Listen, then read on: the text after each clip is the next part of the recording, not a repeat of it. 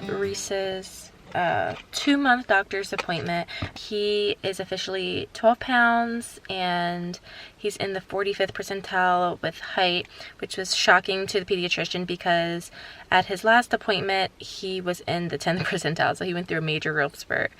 So he's getting super long. He's already wearing a size 3 to 6 months because he is so long and so chunky, and I am very thankful for the amount of diapers and wipes that I received from family members, not only because of the fact that clearly with this whole COVID-19 situation going on, there's been shortages on lots of different things, especially baby items, but just the fact because I feel like I have been flying through those boxes like crazy because he is just such a big boy and eating so much that it requires a lot of diaper changes. I was super nervous about going to this appointment, guys, like just to be honest, because I've been mostly in the house. My husband has been going out a ton and just getting like the groceries and all of that stuff for the family.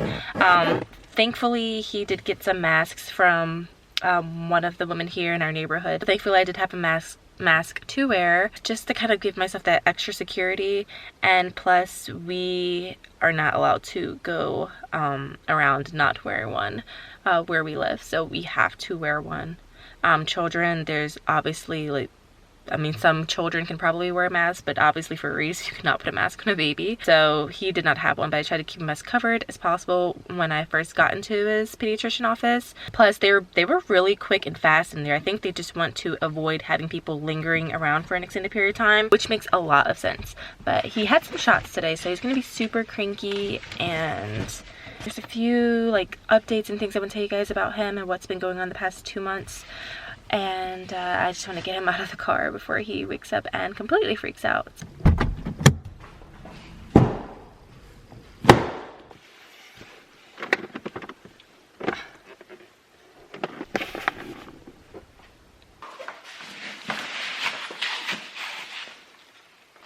Okay, so now that I'm in the house, I just got done setting up the Tylenol that I'm going to give to Rhys, because the shots that he got, they said that he could potentially have a fever with it. So I feel like it's better to be safe than sorry and to give it to him before a possible fever kicks in. So update, after I gave birth to Rhys, he did have some jaundice. His levels were at a 14, which was really, really high. So the doctor, because of all the COVID-19 things, wanted me to do other things to try and bring his levels down. And one of the ways we did that was by me doing a lot of nursing, trying to get him to drink formula, even though he was not a fan of it at all, guys. But anytime I pumped breast milk, he had no issue with drinking out of the bottle.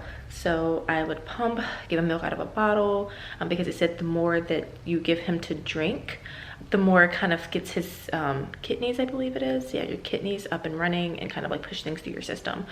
So that did work. It just took a few weeks for the coloring to die down, especially in his eyes. I feel like I'm talking extremely fast. So since then, his levels have obviously went down to normal, and he's been doing so much better with that. But a lot of times when I nurse him, he chokes a lot, like chokes and gags. He doesn't have a tongue tie like Miles did as a newborn. But Miles also didn't require surgery for his tongue tie. So he never really had a huge issue with nursing and things like that, thankfully. But with Rhys, he nurses pretty well, but it's just that he tends to choke on the milk a lot.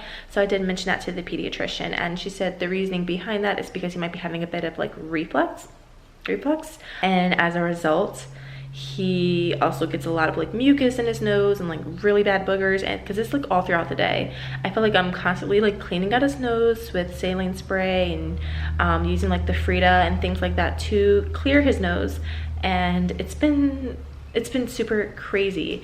I've never done that with all of the other little ones, so it was definitely something I wanted to mention to her. So she listened to his lungs and they are nice and clear, which is good, because I also was a little worried about that because I feel like he's always choking every time we nurse. I'm like, oh my god, he probably has like so much in his lungs right about now. But we've been doing the humidifier and just everything we possibly can to kind of make him more comfortable, and just knowing the fact that she said that his lungs are clear, just continuously doing what we've been doing. Like she said, there's no such thing as too much saline spray, so that's good to know, because I was like, I cannot keep shoving things up my baby's nose. This is insane. But she said that, you know, obviously it helps him breathe better and it works. So she said just continuously doing those things. Also guys, what I've been using with him is called the Oogie Bear. I'll try and remember to either put a picture of it here, but that thing is life-saving. It's been a really great way to kind of get his boogers out in a safe way. And Rhys is waking up. So while I get him to nurse, so yeah, I wanted to wait until he woke up to give him his medicine. So I was able to give him some. So hopefully that will help if his legs are sore, which they said can also be a huge possibility. So yeah, so now that he's nursing a little more relaxed, I feel like he's been having the most difficult 2 months of life. I feel like from jaundice to like reflux, and now he also has really bad cradle cap, you guys. So she said I can go ahead and use things like Aveeno or Mustela, like cradle cap shampoo and things like that, which I told her I've already been using.